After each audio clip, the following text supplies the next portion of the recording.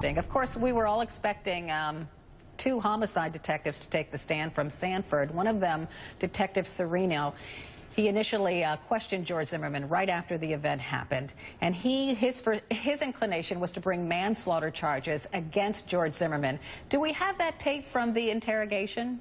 Do we have that tape available of Detective Serino? We'll have it soon now. As soon as we get it, we'll let you listen. But let's talk a little bit about that, because there's some controversy surrounding this detective. He's since been demoted, and nobody can exactly figure out why, Jason. Well, you know, there are so many political machinations that are going on the moment this case started, because he was basically overruled. More people thought that this was self-defense. He was the one who thought it was manslaughter. And so a lot of other people got involved. But I think he's a police officer, and that's not going to matter. Anyone who is a member of the law is going to be somebody that this jury will listen to, so that's why the prosecution wants him. And I'm going to play a bit of that interrogation. This is the initial interrogation between the detective and George Zimmerman. George Zimmerman was being questioned about the events of that night. Let's listen to a piece of that interrogation. What happened this evening is that you essentially saw somebody who you in good faith thought was doing something wrong. And you ever hear Murphy's Law? Okay, that's what happened.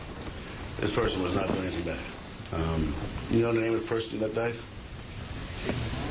Trayvon. Trayvon Martin?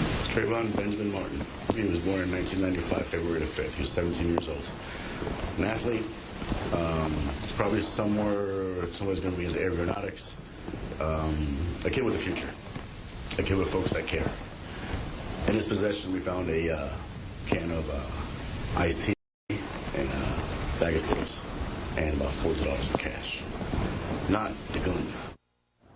Okay, so after this interrogation, as I said, Detective Serino decided that George Zimmerman probably should be charged with manslaughter.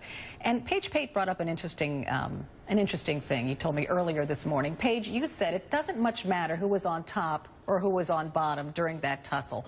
What does matter? Well, at the end of the day, the judge is going to instruct the jury on the law relating to self-defense. And what's really important is that George Zimmerman had to have been acting lawfully at the time he used lawful or deadly force against Trayvon Martin. So if he initiated the fight, if he's in there throwing punches, just because Trayvon throws a few himself and may even be winning at some point does not give Zimmerman the right to take out a gun and shoot him. Because Zimmerman, if he's initiating the fight, if he's in there grappling with him, then he's not acting lawfully at the time. Is it enough, you know, that George Zimmerman may have been following Trayvon Martin? Is that enough to be the aggressor? I don't think so. I mean, we heard that Zimmerman was asked, you know, you don't need to do that. You don't need to follow him.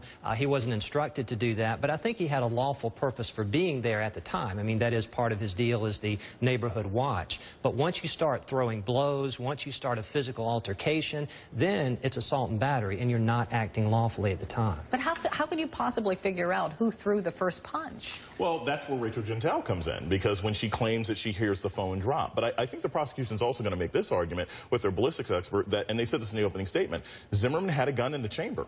I mean, he got out of the car with the gun ready to shoot. He didn't have the safety on. And so if they sort of build that, he gets out of the car and he doesn't have to. He's got a bullet in the chamber, and then Gentile says, you know, I think Trayvon was hit. That can maybe establish that he was the aggressor. But they're going to have to string all that together.